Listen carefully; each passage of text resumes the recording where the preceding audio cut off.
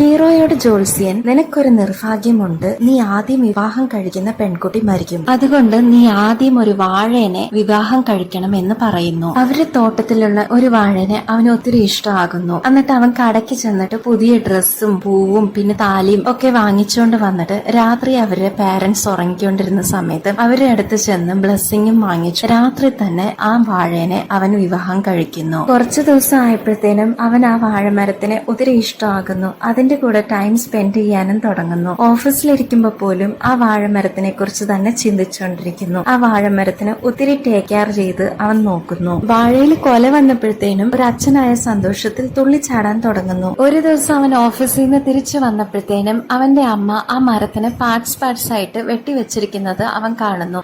അത് കണ്ടിട്ട് അവൻ അമ്മയോട് ദേഷ്യപ്പെടുന്നു. കുറച്ചു ദിവസം കഴിഞ്ഞപ്പോഴത്തേനും ആ വാഴയിൽ നിന്ന് 2 കുഞ്ഞു തൈകൾ മുളച്ചു വന്നിരിക്കുന്നത് കണ്ടപ്പോൾ അവൻ ഒത്തിരി സന്തോഷമാകുന്നു. അതിനെ അവൻ അവന്റെ മക്കളാന്നും പറഞ്ഞ് ഒത്തിരി കെയർ ചെയ്ത് വളർത്താൻ തുടങ്ങുന്നു. അതിനിടെ അവന്റെ ഫ്രണ്ട് അവന് പെണ്ണ് കാണാൻ വേണ്ടിയിട്ട് വിളിച്ചോണ്ട് പോകുന്നു. അവിടെ ചെന്നപ്പോ അവന് പെണ്ണിനെ ഒത്തിരി ഇഷ്ടപ്പെടുന്നു. പക്ഷെ അവന്റെ ഫ്രണ്ടിനോട് അവൻ പറയുന്നു, ഇതെന്റെ 2ാമത്തെ കല്യാണമാണ്, എനിക്ക് 2 കുഞ്ഞുങ്ങളുണ്ടെന്ന് നീ അവരോട് പറ എന്ന് പറയുന്നു. അത് കേട്ടിട്ട് അവന്റെ ഫ്രണ്ട് പേടിച്ചിട്ട് എന്നെ കൊണ്ട് അതൊന്നും പറയാൻ പറ്റൂലെന്ന് പറയുന്നു. അവന്റെ ഫ്രണ്ട് അവനെ ഒരു സൈക്യാട്രിസ്റ്റിന്റെ അടുത്ത് ട്രീറ്റ്മെന്റിന് വേണ്ടിയിട്ട് കൊണ്ടുപോകുന്നു. അത് കഴിഞ്ഞ് അവന്റെ വിവാഹവും ഒരു പ്രശ്നമില്ലാതെ നടക്കുന്നു. അങ്ങനെ അവന്റെ സുന്ദരിയായിട്ടുള്ള വൈഫിന്റെ കൂടെ അവന്റെ ലൈഫ് ഹാപ്പി ആയിട്ട് പോയിക്കൊണ്ടിരിക്കുന്നു. അവൻ ഇതൊക്കെ മറന്നുപോയി കാണുമെന്നോർത്തപ്പോൾ അവൻ ആ വാഴയുടെ അടുത്ത് ചെന്നിരുന്നുകൊണ്ട്, നിങ്ങളുടെ പുതിയ അമ്മേനെ നിങ്ങൾക്ക് ഇഷ്ടമാണോ എന്ന് ചോദിക്കുന്നു.